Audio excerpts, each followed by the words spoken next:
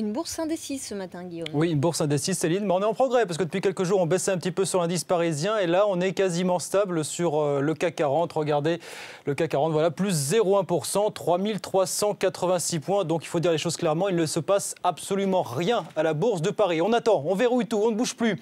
On attend, mais on en a beaucoup parlé cette semaine de savoir ce qui va se passer du côté de la Grèce. Est-ce qu'elle va faire de nouveau faillite et encore inquiéter l'Europe? On attend de voir comment les États-Unis vont résoudre leurs propres problèmes de dette.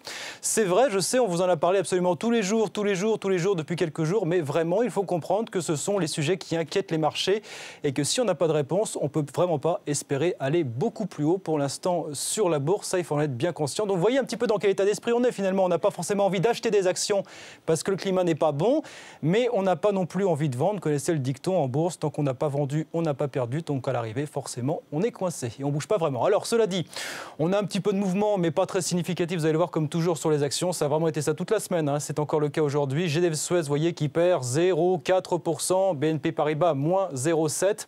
AXA qui perd 0,8%. Et puis, ça s'agite un petit peu sur ST Microelectronics. Dans les semi-conducteurs, on perd 2,5%. 4,22 €. Ça ne bouge pas beaucoup à la baisse. Et vous allez le voir, ça ne bouge pas non plus beaucoup à la hausse. Forcément, aujourd'hui, sur l'indice parisien, vous voyez, c'est très poussif encore. Alcatel-Lucent, plus 0,8%.